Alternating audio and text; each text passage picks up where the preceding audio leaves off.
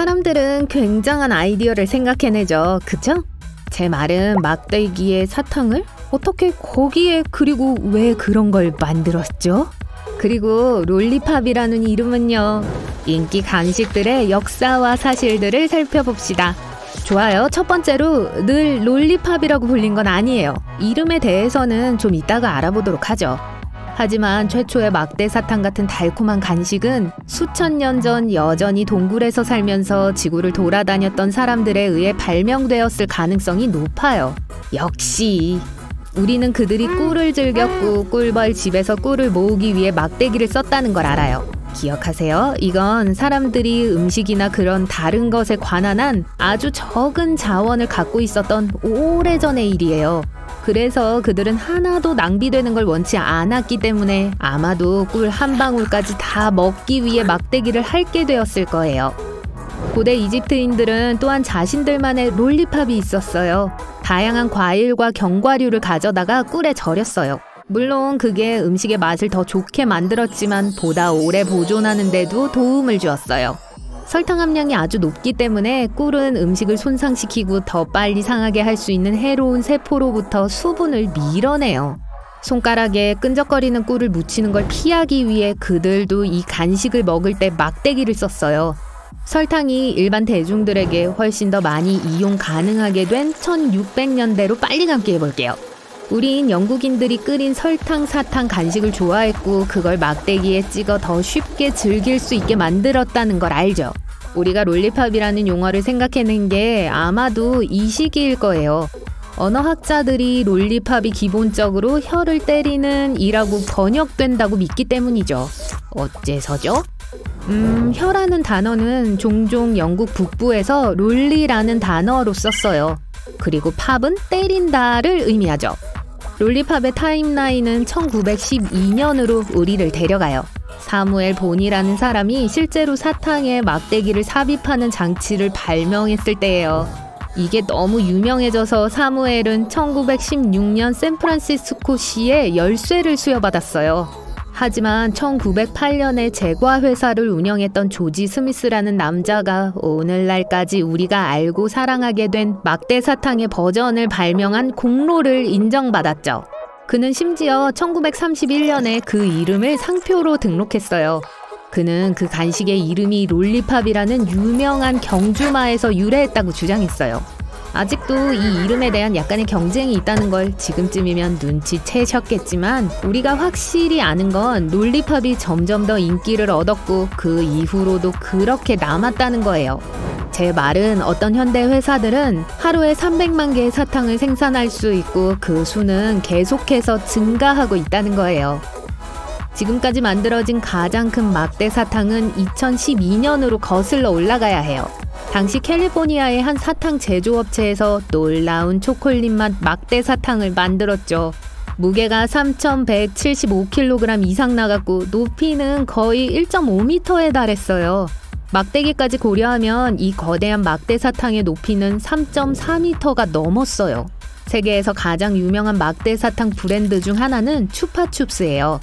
이 브랜드 로고 뒤에 아주 잘 알려진 이름이 있다는 거 아세요? 다름 아닌 유명한 초현실주의 예술가인 살바도르 달리였어요.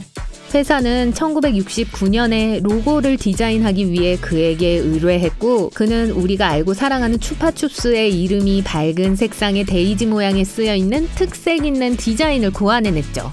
이 유명한 화가는 또한 로고가 옆면이 아닌 사탕 위에 놓여야 한다는 것도 생각해냈어요. 왜일까요? 그래야 여러분이 사탕 포장 때문에 생기는 주름 없이 항상 로고를 완벽하게 볼 수 있으니까요. 똑똑하죠? 그쵸? 더군다나 이 브랜드는 우리가 사탕을 즐길 제일 흔치 않은 장소와도 관련이 있어요. 그 이야기는 추파춥스가 우주에서 먹힌 최초의 막대 사탕이었다는 거예요. 때는 1995년 우주비행사가 우주정거장에 추파춥스를 가져오면서 공식적으로 무중력 환경에서 소비된 최초의 막대 사탕이 됐어요. 맛이 달랐을지 궁금하네요. 바다 밑에도 추파춥스가 있지만 여러분이 생각하는 것과는 달라요. 물속에서 막대 사탕을 즐기는 게 세상에서 가장 쉬운 일은 아니잖아요. 그쵸? 하지만 2000년에 남극해의 웨델해로 탐험을 진행하던 중 한 무리의 과학자들이 이상하게 생긴 해면을 우연히 발견했어요. 둥근 모양의 머리를 하고 있었고 놀랍게도 막대사탕과 비슷했죠. 당연하게 어울리는 이름을 얻었어요. 짧은 버전은 S 추파춥스예요. 만약 이 생물의 사진을 검색해본다면 해저 바닥에 흩어져 있는 수중 막대사탕처럼 보일 거예요. 모양에 대한 이야기를 하는 동안 왜 막대사탕 막대기가 플라스틱 디자인에 네모난 구멍이 있는 특징을 하고 있는지 궁금해 본 적 있나요? 사실 이건 제조 과정과 관련이 있어요.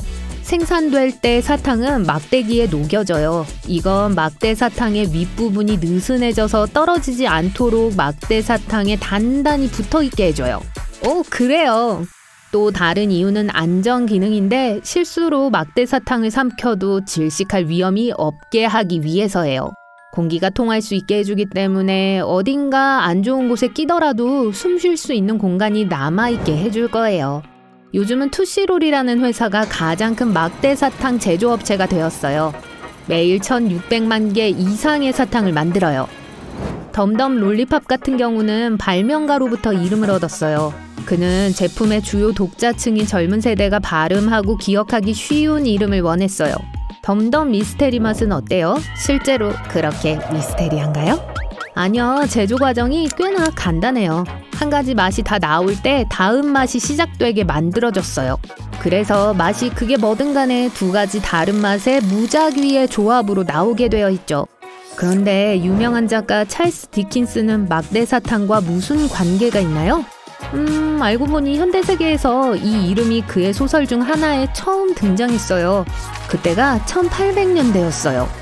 막대사탕이 무조건 달콤하지만은 않아요. 어떤 것들은 사람들을 치료하는 데 사용돼요. 이것들은 전통적인 방법을 어려워하는 어린 사람들에게 특히 유용해요. 하지만 그 막대사탕들 중 일부는 절대적으로 어른들을 위한 거예요. 만약 이 달콤한 간식에 열렬한 팬이라면 매년 7월 20일에 멋진 축하 행사를 준비하고 싶을지도 몰라요.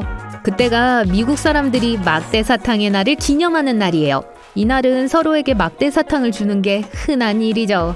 일부 상점들은 이 행사를 위해 독특한 상품들을 출시하고 최고 상품들을 전시하기도 해요. 그 막대사탕에는 멋진 세계 기록들도 붙어 있어요. 12,831명이라는 놀라운 수의 사람들이 참여한 막대사탕을 핥는 가장 긴 인간 기차처럼요.